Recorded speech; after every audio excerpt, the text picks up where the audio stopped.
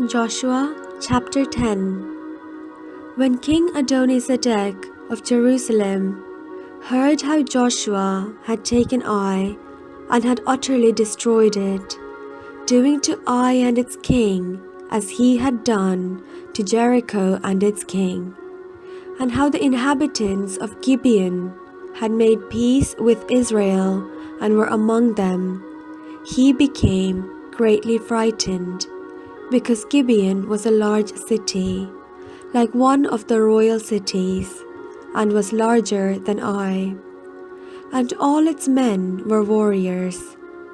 So King Adoni-Zedek of Jerusalem sent a message to King Hoham of Hebron, to King Piram of Jarmuth, to King Japhia of Lachish, and to King Debir of Eglon, saying, Come up and help me, and let us attack Gibeon, for it has made peace with Joshua and with the Israelites.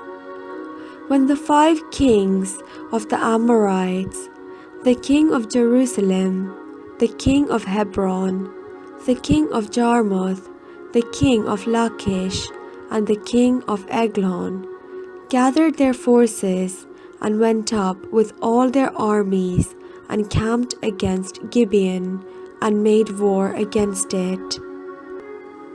And the Gibeonites sent to Joshua at the camp of Gilgal, saying, Do not abandon your servants. Come up to us quickly and save us and help us.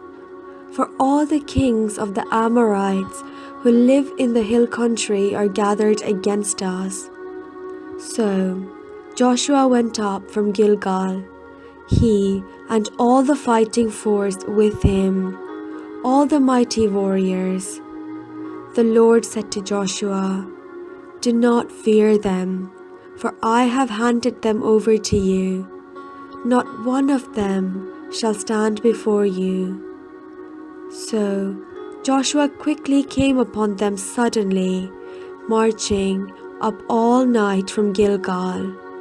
And the Lord threw them into a panic before Israel, who inflicted a great slaughter on them at Gibeon, chased them by the way of the ascent of Beth-horon, and struck them down as far as Azekah and Makkedah. As they fled before Israel, while they were going down the slope of Beth-horon, the Lord threw down huge stones from heaven on them as far as Azekah, and they died. There were more who died because of the hailstones than the Israelites killed with the sword.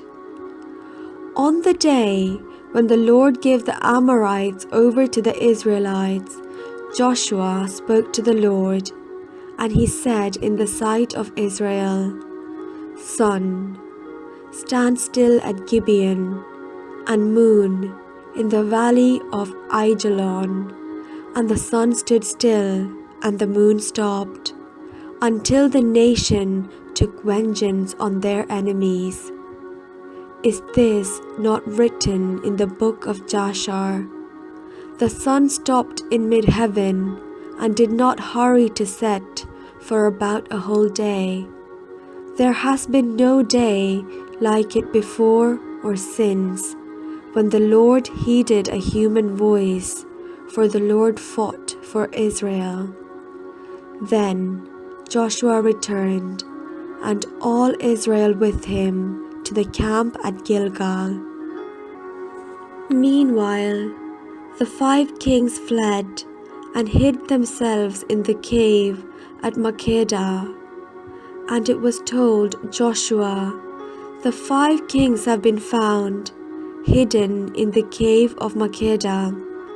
Joshua said, Roll large stones against the mouth of the cave, and set men by it to guard them. But do not stay there by yourselves. Pursue your enemies and attack them from the rear. Do not let them enter their towns, for the Lord your God has given them into your hand." When Joshua and the Israelites had finished inflicting a very large slaughter on them, until they were wiped out, and when the survivors had entered into their fortified towns, all the people returned safe to Joshua in the camp at Makkedah. No one dared to speak against any of the Israelites. Then Joshua said, "Open the mouth of the cave, and bring those 5 kings out to me from the cave." They did so, and brought the 5 kings out to him from the cave: the king of Jerusalem, the king of Hebron, the king of Jarmuth, the king of Lachish, and the king of Eglon. When they brought the kings out to Joshua, Joshua summoned all the Israelites and said to the chiefs of the warriors who had gone with him, "Come near, put your feet on the necks of these kings." Then they came near and put their feet on their necks. And Joshua said to them, "Do not be afraid or dismayed. Be strong and courageous, for thus the Lord will do to all the enemies against whom you fight." Afterward, Joshua struck them down and put them to death, and he hung them on 5 trees, and they hung on the trees until evening. At sunset, Joshua commanded, and they took them down from the trees and threw them into the cave where they had hidden themselves. They set large stones against the mouth of the cave, which remain to this very day. Joshua took Makkedah on that day, and struck it and its kings with the edge of the sword. He utterly destroyed every person in it. He left no one remaining. And he did to the king of Makkedah as he had done to the king of Jericho. Then Joshua passed on from Makkedah, and all Israel with him, to Libnah, and fought against Libnah. The Lord gave it also and its king into the hand of Israel, and he struck it with the edge of the sword, and every person in it. He left no one remaining in it, and he did to its king as he had done to the king of Jericho. Next, Joshua passed on from Libnah, and all Israel with him, to Lachish, and laid siege to it, and assaulted it.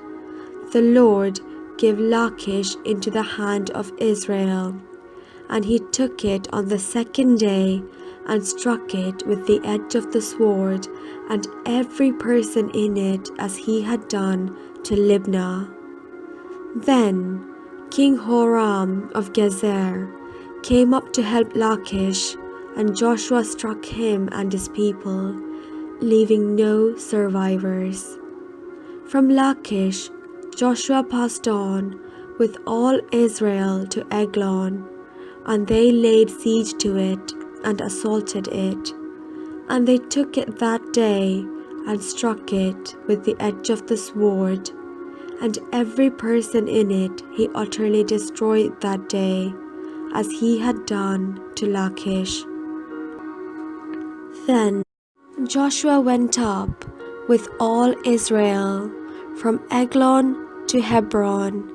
They assaulted it, and took it and struck it with the edge of the sword, and its king and its towns and every person in it. He left no one remaining, just as he had done to Eglon, and utterly destroyed it with every person in it. Then Joshua with all Israel turned back to Debir and assaulted it, and he took it with its king and all its towns. They struck them with the edge of the sword and utterly destroyed every person in it.